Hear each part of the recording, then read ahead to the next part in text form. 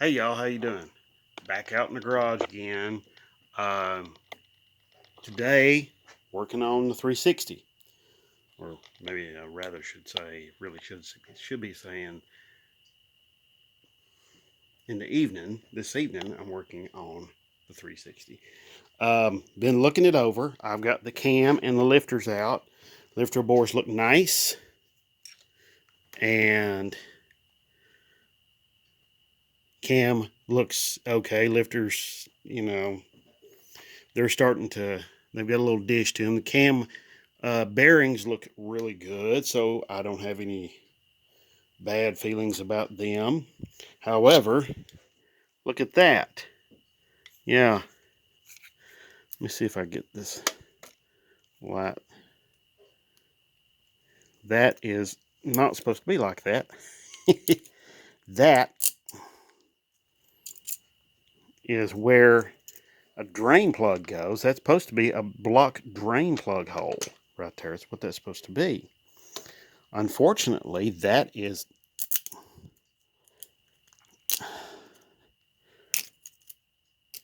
You're seeing this. I didn't make this up. I pulled this plug out and here we go. All right, now I broke through. So as you can see, there was a wall of crud right there. Now you can also see probably original freeze plug and then these two freeze plugs right here. They're all getting replaced. Yeah, including these up here at the front. There's some at the back.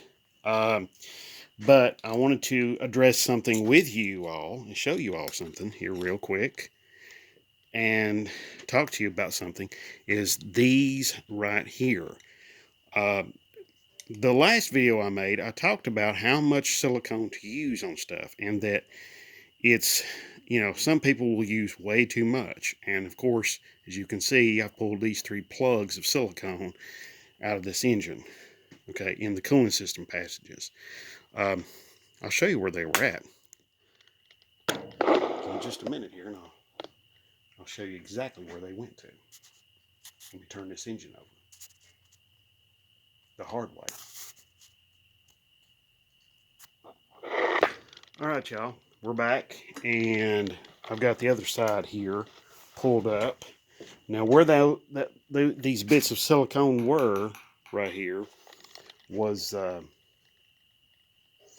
right in these passages right here. These steam, I call them steam holes. As you can see, there's still some crud in that one. Still some crud in that one right there. As you can see, part of the gasket has even came over and kind of plugged off. And, there's probably also some like crud building up there too. Probably some stop leak. Previous owner used stop leak or something like that. So, I think I talked about this in the last video, but I'm going to go ahead and talk about it in this video. Some of these cylinders still have, not some, but all of these cylinders still have some of the old cross hatching. And I'm going to go through and I'm going to hone everything. And my goal here is to redo this engine completely here at home. Okay. Now, at one time, that was a very common thing, but it's anymore sort of a lost art. There's been a lot of, there's a lot of people saying, "Oh, don't do it at home. Go take it out and have it sent out and have it machined and cleaned and and all of that." And you can do that, and it's really, really good to do that. But especially when you don't have a good basis to work with, I feel like I have a pretty good basis to work with. I've been doing this for 20 plus years, and I've rebuilt the engine and that. And I've rebuilt a lot of diesel engines, and I've rebuilt a lot of engines, period. So I think I've got a pretty good grip on what I'm doing. I'm not saying I know everything there is to know about it, but I think I've got a pretty good solid grip on it. But back to the silicone. Don't use too much silicone. When you do, you know, like on the water pump or something like that, these little dudes wind up in your cooling system, and they can plug up your cooling system. Get enough of that stuff in there, and it starts plugging a lot of stuff off, and it can ruin a really good engine. Okay. Now I know this engine doesn't look like much, but let me. This engine was running excellent on the stand. Didn't skip a beat. Idled perfectly. Had excellent oil pressure. You know, outside of those lifters, you know, the bottoms of the lifters going concave. You know, of course, they were getting worn out. So it was time to, they had to go.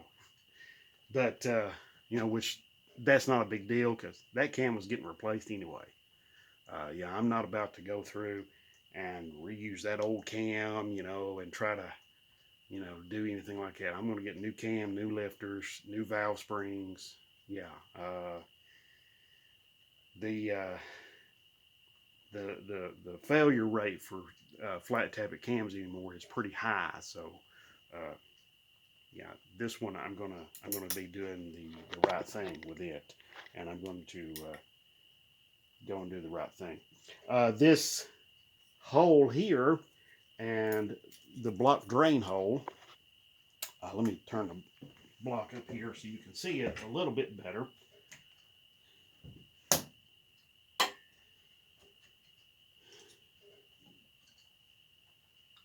Yeah, this block drain hole was completely plugged off. The one on the other side was plugged off even worse than this one. So it was really bad shape. I've went ahead and I've taken one of the rod bearings and one of the main bearing caps off. Looked at the bearings. Everything looks really, really great. I was going to go through here and like take some plastic gauge and take everything apart and or take and check at least 2 or 3 of these rod caps and 2 or 3 and maybe a couple of the main bearing caps with plastic gauge. But I don't have any, or it appears I don't have any plastic gauge here at all. So I'm going to have to get some. The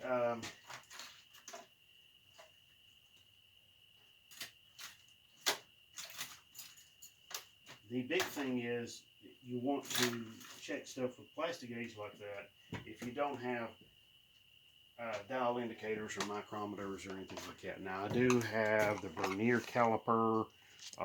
It works really well. It should be able to do that for me. So I'm going to go ahead and I'm going to try this. Okay.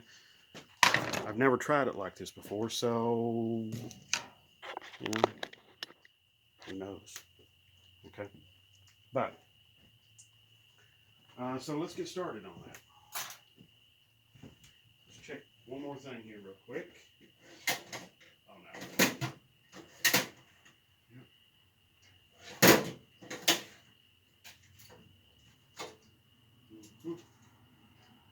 Yeah, no plastic gauge here. Yeah, I think I threw out all the plastic gauge I used to have, and because it doesn't last forever, it like dries up and gets hard and crusty and everything like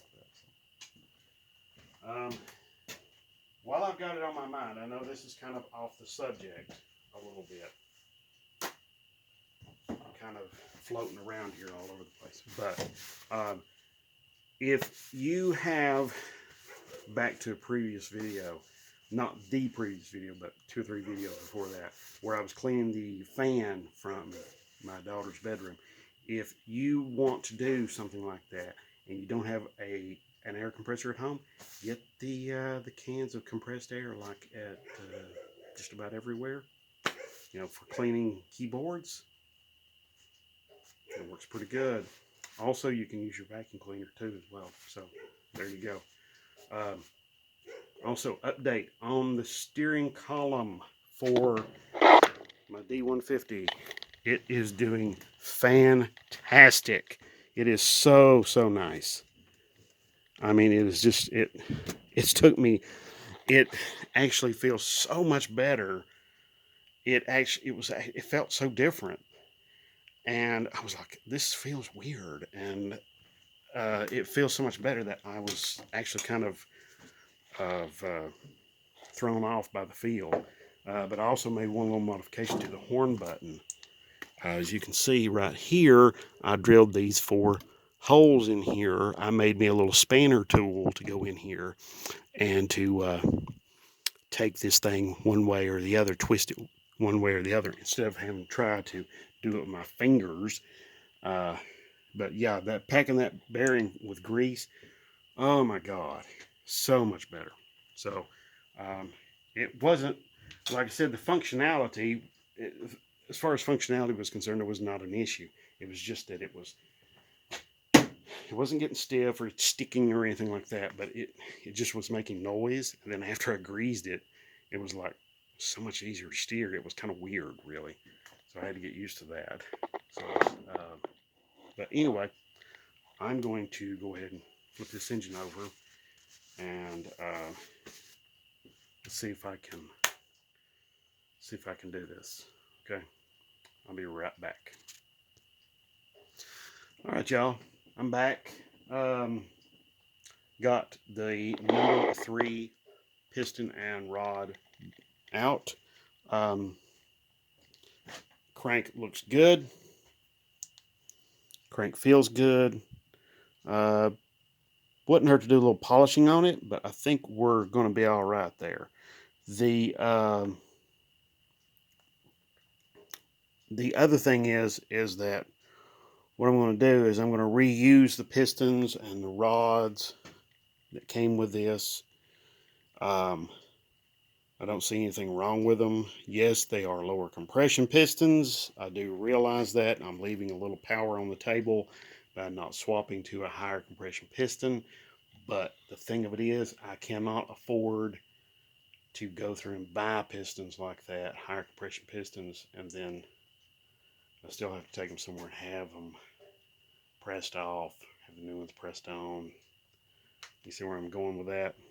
So all the horsepower that I'm going to have to make is going to have to be made with these pistons right here. So what I'm going to do is this one, I've already numbered it. I've marked the rod cap. This one, the oil control, the compression rings are fine, but the oil control rings are stuck on this particular piston. But that's okay. I can get them loose, and I will get them loose, and I will, when I get them son of a guns loose, I will get them loose and get them off of there, and then get all of that cleaned up. Okay, so that's what I will do.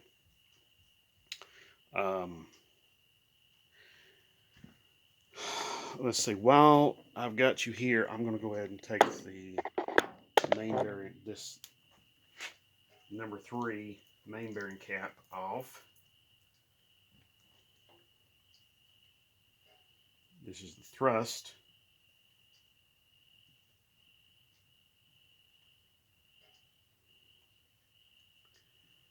Oh, the rod cap, one of the rod bearings is into the copper, but I do feel a little groove in this bearing. The crank itself, though, looks really, really nice. I don't foresee any issues with the crank.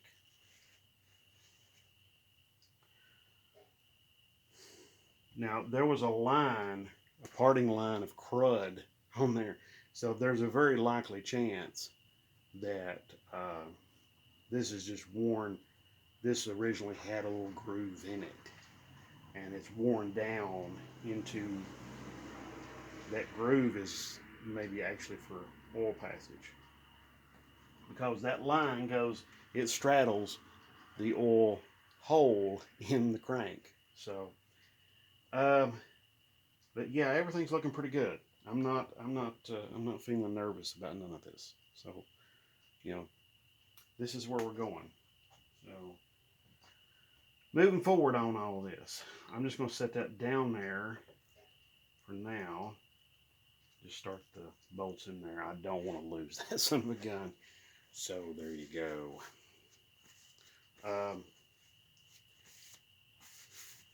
All right.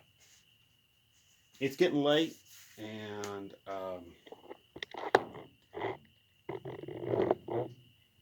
yeah, it's getting late. I know I said I was going to take my my vernier caliper and I was going to mic all of this. I'm still going to do that with my vernier caliper. I'm just not going to do it right now. So I'm going to get back on this maybe tomorrow and do a little bit more. Pull a couple more pistons and rods out, number them, you know, take inventory of them and see how they are, and then, of course, check the crank as I'm going, and get the crank pulled out, and then I'm going to be checking everything else. I've already checked the deck height on the. I've already checked the deck height on the block. My pistons are like 110 thousandths down in hole, the best I've been able to tell. Yeah, I know, low compression, but I'm going to try and get a thin head gasket, and I'm going to make sure it's for a 360. And then I'm going to use the thinnest head gasket I can get away with, that I can trust. And then I'm also going to, my cylinder heads I'm going to use, which are sitting right over there, they have already been milled down a considerable amount. They've already been milled down like 60 or 70 thousandths. So and I've already checked for the gap, uh, the fitment, intake fitment, and everything like that. It looks really nice. I don't foresee any issues there either as well. So I'm gonna carry on with this and move forward. Okay. So in the meantime, um, yeah, I'm gonna be taking this all apart. I'm gonna get this son of a gun cleaned up really, really good. I'm gonna get all these old freeze plugs out. I'm gonna get all new freeze plugs for it. Why am I doing this so inexpensively? I'm doing this inexpensively because of two things. Right now, my job has been furloughed, so I cannot afford big, super high dollar stuff right now. That's crazy. Secondly, I'm doing this inexpensively because I have kids in college, so as you can imagine, that's not cheap. So I have two girls in college. Yeah, it's not cheap, not cheap at all. So, ask me how I know. So anyway, but I'm very, very proud of them. So anyway, I'm gonna carry on working here on this, and I'll bring you an update very, very soon and show you some more later on. Okay.